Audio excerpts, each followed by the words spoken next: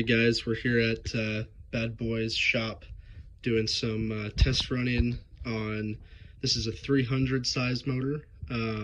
We test every single motor before they go out, so you know you're getting quality every single time. And so I just want to take you through some of the process of what we do. So as you can see, we've mounted the motor here on the test stand, and we use all the electronics that come with it, so you know, the cable and everything. Swiwin has just released a new fuel pump.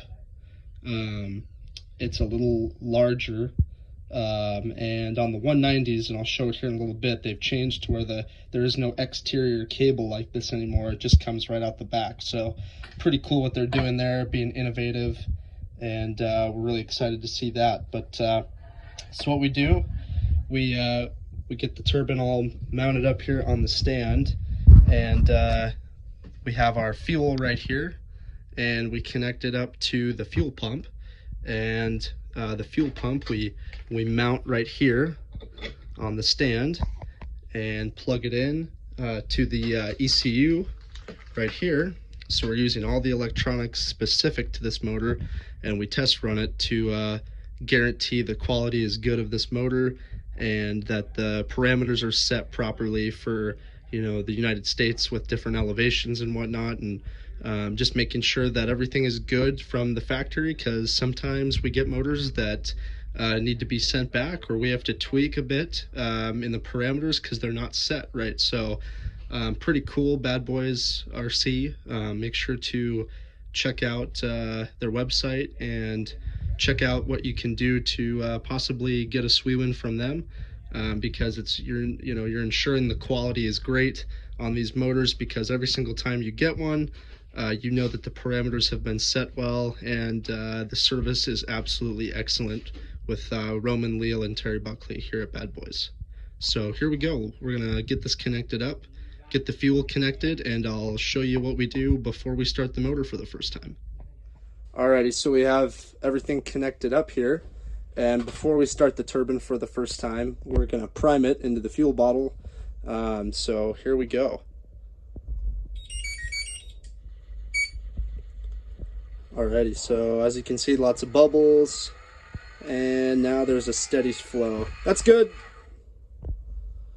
Alrighty guys, so as you can see, we're getting ready to write all of the parameters down stock from the factory, and we already can see that we have an issue. The pump voltage is down at 0.34 from the factory, so most likely on startup there probably isn't going to be enough fuel to make this motor start. So, you know, if you get this motor direct from Swiwin, you might have some issues. But going through Bad Boyz, we're going to go through and make sure all these parameters are set and write them down, and we file this here so that we know exactly how it was when it left the factory here, or the shop here, and it should be good to go. Alrighty guys, so we've went through and changed the pump voltage parameter, but we did write down what it came with, but we bumped it to 0.46, and then we've written all of the parameters down, as you can see here, that it came with from the factory. And we're now going to go into the running menu, and we're going to write down all the parameters that it came with stock, and we'll run the turbine and see how it runs, and then we'll tweak some of these to make it run better.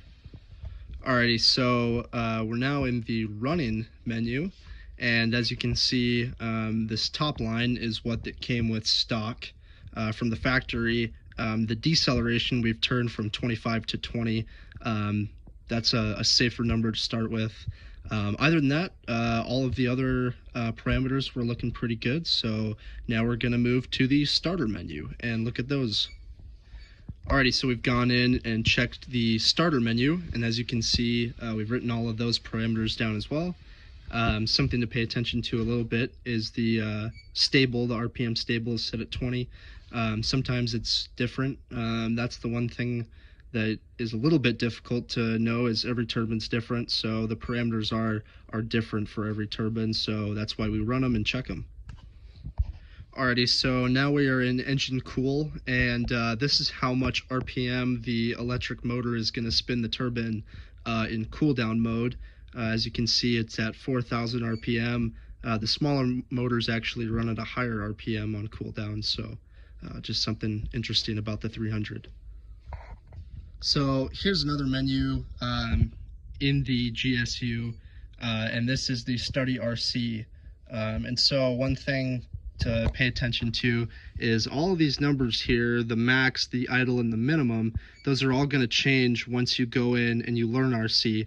We'll do a separate video on that to show how to properly set your Study RC, and the fail-safe, all of these things are pretty much going to be set for you when it leaves from Bad Boy's shop here. The only things that might change is the max, the idle, and the minimum. The numbers might change based on what radio you're using. So, but we'll do another video on that and show you how to properly do that. So be watching for that.